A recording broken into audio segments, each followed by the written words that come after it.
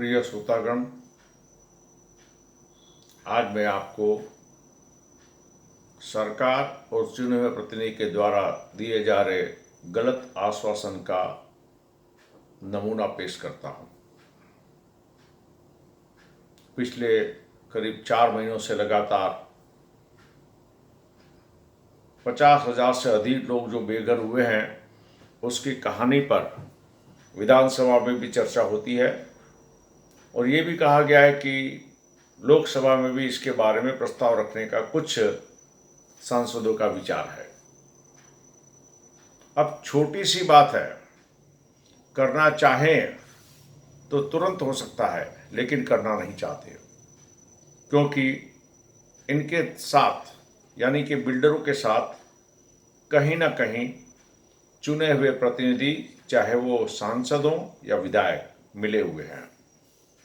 अगर कानून बनता है तो इनकी आय को, इनके इनकम को बड़ा धक्का लग सकता है और यही मुख्य कारण है कि इन राजनीतिकों का स्वार्थ, देश में भ्रष्ट जजों का स्वार्थ, सब कुछ सही होते हुए भी कुछ नहीं कर रहे। कुछ लोगों का कहना है कि कुछ नेता उनको मदद कर रहे हैं। सभी नेता अपने स्वार्थ के लिए बैठे हैं, कोई किसी को मदद नहीं करते हैं। 9 साल तक एक आदमी मकान टूट गया और बनकर नहीं दिया। 9 वर्षों से अगर एक नेता देख रहा है और आज भी कुछ नहीं कर सकता है, तो आप समझ लीजिए कि 9 वर्ष इसलिए निकले कि आप चुप थे। जब थोड़ी सी आवाज़ उठाई तो उन्होंने अपना नया नया नाटक चालू कर दिया और मदद करने की बातें करने लगी। कानून बनाना चाहें तो उत्तर प्रदेश की योगी जी की तरह एक दिन में महाराष्ट्र का चीफ मिनिस्टर कानून बना सकता है। केंद्र सरकार चाहे तो एक दिन में कानून बना सकता है, लेकिन लाखों लोग बेघर हो जाने के बाद कुछ नहीं हो रहा। जब करेंगे तब तक आधे तो मर चुके होंगे। बात होती है महाड़ा की cess building, non cess building. भाई साहब, सेस बिल्डिंग की सरकार के हाथ में है, नॉन सेस बिल्डिंग भी सरकार के हाथ में है, लेकिन प्रश्न सेस और नॉन सेस बिल्डिंग का नहीं है। प्रश्न ये है कि जियो लोग के मकान तोड़ दिए गए या तोड़ने वाले हैं, उनको पुनः स्थापित कैसे किया जाए, इस पर सिर्फ चर्चा करनी है। बड़े आसानी से हो सकता है। जहां पर सरकार मालिक है वहां तो सवाल ही नहीं आता। उनको कानून बनाना है, या तो सरकार वादा करे और बना कर दे दे। अगर सरकार नहीं देती है और मान लीजिए कि प्राइवेट वाले हैं मालिक, तो उनके लिए कानून बनाया जाए कि भाई टूटा तो तुमको बना कर देना है, नहीं देना है तो जो वहां बैठे हैं जितना था उनको मिलेगा। कोर्ट का भी ये ऑर्डर आ चुका है। लेकिन अब एक व्यक्ति 110, 130 या 250 या 300 स्क्वायर फीट मुंबई में रहता हो, बरसों से 300, 400 भाड़ा देकर, अब उसका मकान तोड़ दिया, वो बेचारा क्या करेगा? अपना घर चलाएगा या 15-20 हजार भाड़ा देके जाएगा? अगर नियत हमारे चुने हुए प्रतिनिधि की सही होती तो भाड़े के मकान में सभी को तत्कालीन राहत आज भी मिल सकती है। सिर्फ अध्यादेश जारी करना है। कोर्ट ने तो ऑर्डर अच्छा दे दिया, लेकिन कोर्ट ने कंडीशन डाल दी कि भाई फाइनेंस आपको लाना पड़ेगा।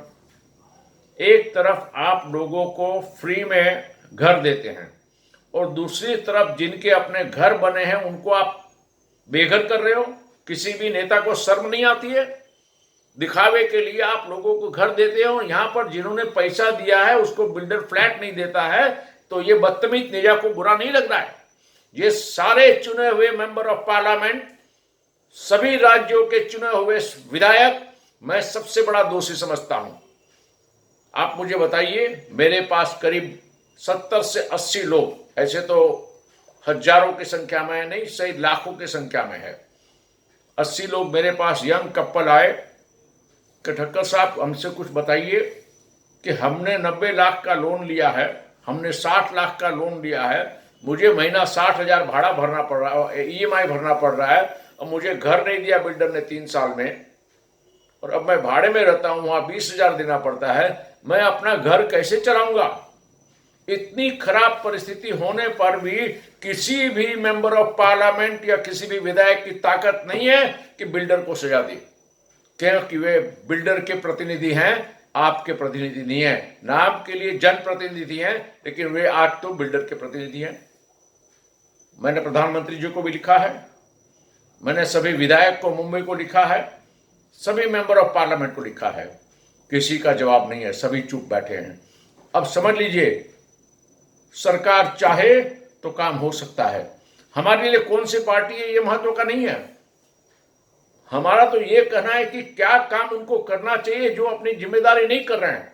और मैं इस देश के भ्रष्ट, बदतमीज, निर्लज, बदमाश जज, जो 4-4 बार आदमी बिल्डर आता नहीं है तो भी तारीख देता है, ऐसे न्यायतंत्र की इस देश को जरूरत नहीं है, जहां पर बेशर्म निर्लज जज बैठे हुए हैं, जिसको किसी प्रकार की शर्म नहीं है। इस देश में, संविधान में न्यायतंत्र को स्वतंत्रता दी गई है। जैसे पार्लियामेंट स्वतंत्र है, जैसे न्यायतंत्र स्वतंत्र है, जैसे इलेक्शन कमीशन ऑफ इंडिया स्वतंत्र है। अब उसको कोई डिस्टर्ब करने वाला नहीं है। मैंने कहा डिस्टर्ब करने वाला है जब तक इस देश की जनता, ये मुंबई शहर की अभी बात करता हूं, कि जितने भी भाड़े वाले डरपोक कायर बनकर रहेंगे ना, तब तक उनको घर नहीं मिलेगा। शेष का हो, नॉन शेष का हो, इससे कोई फर्क नहीं पड़ता है। हमारा उद्देश्य शेष नॉन शेष नहीं है। हमारा उद्देश्य है कि एक फ्लैट की कीमत जहां पर 50 लाख से लेकर 1 करोड़ तक की है, वहां पर शेष की वैल्यू क्या है? नेग्लिजिबल। सरकार जब करोड़ों रुपए के, लाखों रुपए की जगह फ्लैट दे देते हैं, लोगों को रिबेट दे देते हैं, किसानों को माफ कर देते हैं, तो मुंबई शहर में अगर उन भाड़े वाले को जिनके पास पैसा नहीं है उनको लोन देकर उनसे इंटरेस्ट ले लें तो भी भाड़े के मकान सब बन सकते हैं। मकान मालिक की कोई गलती नहीं है, याद रखिएगा। गोरेगांव के एक भाई साहब मेरे पास आए और कहने लगे कि मकान मालिक, हम जहां रहते हैं उसके सामने तो 4 गुनी जगह खाली है, हमको ज्यादा मिलना चाहिए। मैंने कहा तेरे बाप ने पैसा दिया था अभी तू जिधर रहता है? भाड़े में रहने वाले को सब कुछ हराम का चाहिए, मुफ्त में चाहिए, ये भी गलत विचार है। ये कानून रेंट एक्ट बना है, इसके कारण आपको आज फायदा हो रहा है। भाड़े वाले इसलिए बेनिफिट में है कि रेंट एक्ट है। अगर रेंट एक्ट नहीं होता तो ये बेनिफिट उनको नहीं मिलता। आज वो रेंट टेनेंट बन सकते हैं, ओनर नहीं बन सकते हैं। और यही गवर्नमेंट के कानून के कारण उनको ओनरशिप कर मिल सकती है। वरना आप मुझे बताइए, आज कोई ओनरशिप वाला फ्लैट भाड़े में देता है, क्या सरकार ये कानून बना के बह देगी कि जो भाड़े में रहता है उसको दे दो? तो 50 साल पहले या 60 साल पहले जो कानून बना, उन्होंने टेनेंट को बेनिफिट दिया है। शांति से टेनेंट को रहने दीजिए। न टेनेंट को रहने देते हैं, न मकान मालिक को रहने देते हैं। कानून पास किया गया। क्या किया जाता है कि प्रस्ताव रखा है कि अगर वो नहीं बनाता है तो महाड़ा यानी सरकार ले लेगी, यानी भूत को निकालो और पलित को बताओ। महादा को दे देगा, सरकारी अधिकारों को दे देंगे बनाने के लिए, तो क्या वहां ईमानदारी चलेगी? ये सारे प्रस्ताव गलत है। सीधा प्रस्ताव चाहिए कि जितने भी भाड़े के लोग हैं, या तो मकान मालिक रीडेवलपमेंट करे, या जो वहां पर रहते थे उनको उतनी जगह दी जाए जो कोर्ट का ऑर्डर है। अब गरीब लोग हैं, एसोसिएशन बनाओ, वरना नहीं बनेगा। ये अब एसोसिएशन होना नहीं है, क्योंकि जो मकान तोड़ दिया गया है वो सब अलग अलग हो चुके हैं। अब जितने लोग आज रहते हैं वो लोग अपना बना के अपना मकान बना सकते हैं, लेकिन अगर गरीब हैं तो उनको रीजनेबल रेंट पर सरकार की तरफ से कम थोड़ी राहत दी जाए और उनको कह दिया जाए कि आपके 6 महीना या 8 महीना में अपना घर आपको बना लेना है। क्योंकि अधिकांश भाड़े के घर जो होते हैं ग्राउंड प्लस 2 फ्लोर के होते हैं, उससे ज़्यादा नहीं है। और बहुत तो सिर्फ ग्राउंड फ्लोर के ही हैं। बहुत कम लागत में 3 लाख रुपए में तो वो अपना अच्छा घर बना सकता है।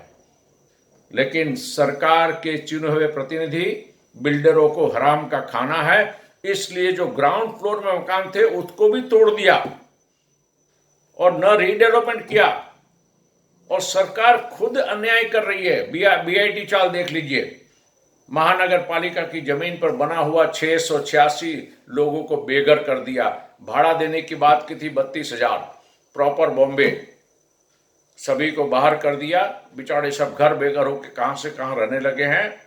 याद रखिएगा, अगर C1 कैटेगरी के लोग ग्रुप में हैं, वो ये सोचते हैं कि उनको कोई MLA MP मदद करेगा, तो आप सपना देख रहे हैं। कोई MP कोई MLA आपको मदद करने के लिए नहीं बैठा है, वो सिर्फ बिल्डर का प्रतिनिधि है, आपका नहीं। आपको मैं बता दूं, पहला तो सीधा जो जवान लोग बेचारे लोन लेके बैठे हैं और उनको 10-10 साल तक, 7-7 साल तक, 8-8 साल तक बिना फ्लैट के पैसा भरना देता है। मैंने अगर लोन लिया, मैंने पैसा बिल्डर को दिया, पैसा का उपयोग बिल्डर करेगा। एग्रीमेंट मेरे साथ बिल्डर ने बनाया, 3 साल में देगा, 3 साल नहीं दिया तो एक भी इस देश का सड़ा हुआ जुडिशरी के भ्रष्ट जजों ने किसी बिल्डर को पकड़ के घर के बाहर नहीं किया है। एक भी बिल्डर बेघर नहीं है, सिर्फ जिसने लोन लिए वो बेचारा फंसा हुआ है। पैसा लोन का बिल्डर यूज करता है, EMI लोन लेने वाला भरता है, और बिल्डर टाइम पे फ्लैट नहीं देता है तो किसी MLA या MP की ताकत नहीं है कि बिल्डर को दे, क्योंकि वो इनडायरेक्ट पार्टनर हैं। भ्रष्ट जज, भ्रष्ट नेता, भ्रष्ट बिल्डर है और ऑफिसर, ये 4 मिलकर आप सबको लूट रहे हैं। C1 अफेक्टेड के ग्रुप को मैंने कहा कि सपना मत देखो, वक्त आ गया है जब ऐसी परिस्थिति करो कि एक एक बिल्डर बेघर हो जाए। हांगकांग में जो हुआ था वो करना पड़ेगा, नागपुर में जो घटना घटी थी वो करना पड़ेगा। नागपुर में एक व्यभिचारी को 400 बहनों ने आकर जज के सामने मार डाला, कुछ नहीं हुआ। अगर न्याय तंत्र आपके साथ न्याय नहीं कर रहा है, चुने हुए प्रतिनिधि न्याय नहीं करते हैं, तो अब आपके पास अधिकार है स्वरक्षा में, आप बिल्डरों के अगेंस्ट में जा सकते हैं और कुछ भी कर सकते हैं। पर मौका दीजिए इनको, उसके बाद करेंगे। यानी हम कानून के दायरे में रहकर ही गलत कार्य करेंगे, शोभा नहीं देता। लेकिन जब हमारे नेता अपने कर्तव्य को नहीं जानते, कानून बनाते, कानून का पालन नहीं करते, कोर्ट ऑर्डर देती है, उस ऑर्डर का कोई वैल्यू नहीं है। महारेरा यानी महाचोर, महारेरा को गारंटी देता हूं कि बता दे कि कितनी कंप्लेन है और कितना उन्होंने सॉल्यूशन किया है। ये सब आप सबको बेवकूफ बनाने वाली बात है। सेस और नॉन सेस, मुंबई की प्रॉपर्टी के वैल्यू में नेग्लिजिबल अमाउंट है, कोई बड़ी बात नहीं है। करोड़ों रुपया आप किसानों की माफ कर देते हो, लाखों लोगों को आप फ्री में घर दे देते हो, तो आप ये 3-4 लाख लोगों को परेशान करके क्यों बैठे हैं? ये तो पूरे हिंदुस्तान में किसानों की लोन माफ हो रही है। यहां तो आपका अपना पैसा है, जिसने बेचारे ने, यंग कपल ने लोन लिया, उसका पैसा बिल्डर यूज करता है और लोन लेने वाला भरता है। लेकिन किसी नेता को शर्म नहीं है, सभी बेशर्म है। मैं आपसे कहता हूं, अब रास्ते पर आइए, अगली मीटिंग में आइएगा, अब ब्रह्मास्त्र छूटेगा। और दावे के साथ कहता हूं, केंद्र सरकार को भी सोचना पड़ेगा, राज्य सरकार को भी सोचना पड़ेगा, इस देश के भ्रष्ट जजों को और भ्रष्ट नेताओं को भी सोचना पड़ेगा। वो परिस्थिति हम खड़े करने की तैयारी कर रहे हैं और मुझे पूरा विश्वास है कि अगर आपने साथ दिया बिना डरे, तो आपको आपका फ्लैट बिल्डर का बाप भी देगा। कैसे लेना, कैसे करना, इसकी सारी रीत हम आपको बाद में बताएंगे।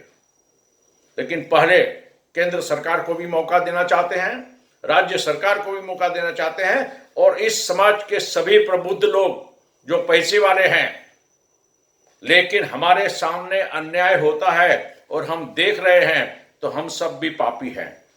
जितने पैसे वाले लोग, जितने पढ़े लिखे लोग अगर इतना अन्याय होते हुए भी चुप बैठे हैं और आवाज नहीं उठाते हैं, तो मेरे नजर में वो भी इस देश में सबसे बड़ी पापी है। ये अन्याय कल इनको भी लागू होगा।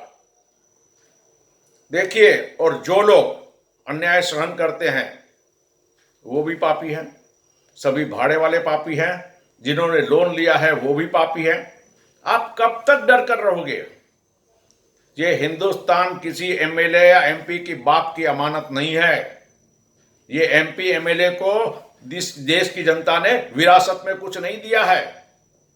याद रखिएगा, आपने उनको चुना है, लेकिन वे बिल्डर के प्रतिनिधि हैं, आपके नहीं। वरना 3 लाख से अधिक लोग दुखी हैं और केंद्र सरकार, राज्य सरकार, चुने हुए प्रतिनिधि और न्यायतंत्र इस तरह का व्यवहार करती है। मैं अपने केस की बात करता हूं। 5 हियरिंग दी गई, 4 हियरिंग में बिल्डर नहीं आया। जो काम उसको 2018 में करना था, 2023 तक नहीं किया है। फिर भी लोग न्यायतंत्र से डरते हैं कि राजू भाई, न्यायतंत्र में मर जाऊंगा तब भी फैसला नहीं मिलेगा, इसलिए वो बिल्डर के साथ एडजस्टमेंट करता है। न्यायतंत्र पर विश्वास खो चुका है, इसीलिए गलत काम करना पड़ता है। इधर वही ताकतवर है जिसके पास तलवार है, पिस्तौल है, धमकी देना चाहता है, उसको सब कुछ मिल जाता है। वहां पर बिल्डर चुपता है, लेकिन झुक जाता है। लेकिन आप जैसे सीधे लोग, सीधा नहीं कहूंगा मैं, सभी भाड़े वाले को, रीडेवलपमेंट वाले को, जिन्होंने फ्लैट खरीदा, उनको कायर कहता हूं। आपकी कायरता का आप परिणाम दे रहे हो। अकेले लड़ोगे तो हार जाओगे, मिलकर लड़ना है। बहुत जल्द एक बहुत बड़ी सभा बुलाई जाएगी। मैं सभी दुखी लोगों से कहूंगा कि आप आइए, और इस वक्त हमारा ब्रह्मास्त्र छूटेगा जो निशाने पे जाएगा। या तो सरकार और जज मिलकर न्याय करें, और न्याय न करें तो जो परिणाम होगा वो समाज के हित में तो नहीं होगा, लेकिन थोड़े समय के बाद समाज में हित आएगा। आरंभ में थोड़ी सी तकलीफ अवश्य पड़ेगी, क्योंकि इस देश की जनता ने किसी भी MP MLA को विरासत में कुछ नहीं दिया है। लेकिन जो नगर सेवक जीत जाता है, वो समझता है कि पूरा वार्ड उसके बाप का हो गया। जो MLA बनता है वो सोचता है पूरी MLA की कॉन्स्टिट्यूंसी उसके बाप की हो गई, और जो MP है वो अपने आप के पूरे डिस्ट्रिक्ट का मालिक समझता है, जबकि वो जनप्रतिनिधि है, मैनेजर है। मालिक इस देश की जनता है, मालिक आप हैं। आप अपने आप को राजा समझो तो इन सभी को हम सीधा कर पाएंगे। अगर हम अपने आप को राजा नहीं समझते हैं तो समझ लीजिएगा, आज आपको लूटा है, कल आपके घर में आकर आपको लूटेगा। सभी समस्याओं का समाधान हम लोगों ने रेडी करके रखा है। अगली मीटिंग में एक एक पॉइंट लेके, चाहे वो महाडा की बात हो, SRA की बात हो, भाड़े वाले का मकान तोड़ दिया गया हो उसकी बात हो, चाहे भाड़े का मकान जो टूटने वाला है उसकी बात हो, चाहे जो सोसाइटी रीडेवलपमेंट में गई है और काम नहीं हो रहा है उसकी बात हो। और इतना ही नहीं, इन बदतमीज चुने हुए प्रतिनिधि, भ्रष्ट और बदतमीज जजों को शर्म नहीं है कि मेरे पास एक लिस्ट है NCLT में। अब वहां पर 308 लोगों ने अपने आप को बैंकरप्ट घोषित किया। बड़ी बड़ी गाड़ी में घूमते हैं, बड़े बड़े फ्लैट में घूमते हैं, लेकिन इन बदतमीज 308 बिल्डरों ने कम से कम, मैं बताता हूं, कम से कम 18,000 परिवार का पैसा लेकर उनको बेघर कर दिया। आप मुझे बताइए, जिस देश में एक बार गलती करे ठीक है, लेकिन नेपच्यून बिल्डर ने तो 48 प्रोजेक्ट खड़े कर दिया। अरे एक बार में तुम बैंकरप्ट हो सकता है, लेकिन 48 प्रोजेक्ट करके करेगा? मेरे पास दूसरे लवासा करके है, वो डेवलपर ने भी किया है। इसी प्रकार कम से कम मैं समझता हूं 42 लोग ऐसे हैं बिल्डर, जिन्होंने 5 से लेकर 40 और 48 तक प्रोजेक्ट खड़े किए। ये प्री प्लान से, गवर्नमेंट के कानून से बना है और मौज कर रहे हैं, क्योंकि ये लिमिटेड लायबिलिटी पार्टनरशिप बनाई। इतना ही नहीं, आप चंदनवाड़ी बिट चाल की बात कीजिए, गवर्नमेंट का प्लॉट है, बिल्डर ने खाली करवा दिया, हटा दिया, 1.5 साल भाड़ा दिया। और इतना ही नहीं, अब सच है कि नहीं मुझे मालूम नहीं, लेकिन बताया ये जाता है कि जिस बिल्डर ने है उसको 300 करोड़ की लोन भी मिल गई। 300 करोड़ की लोन देने वाला बैंक भी कहीं ना कहीं मिला हुआ है, कहीं ना कहीं इस देश में। लेकिन जो 686 घर बर्बाद हो गए, उनके दुख को देखेगा कौन? ये आपको देखना है। याद रखिएगा, अगर भाड़े वाले इसी प्रकार कायर बनकर रहे, डरपोक बनकर रहे, तो उनको भाड़े का मकान नहीं मिलेगा। जिसने लोन लिया है और उसको अगर नहीं मिलता है, तो इसके लिए वो खुद कायरता की कीमत चुका रहा है। आइए अगले मीटिंग में मिलेंगे और हम आपको पूरी डिटेल बताएंगे कि अगला एक्शन क्या होगा। इन्हीं शब्दों के साथ मैं अपने विचारों को पूर्ण विराम देता हूँ। ओम।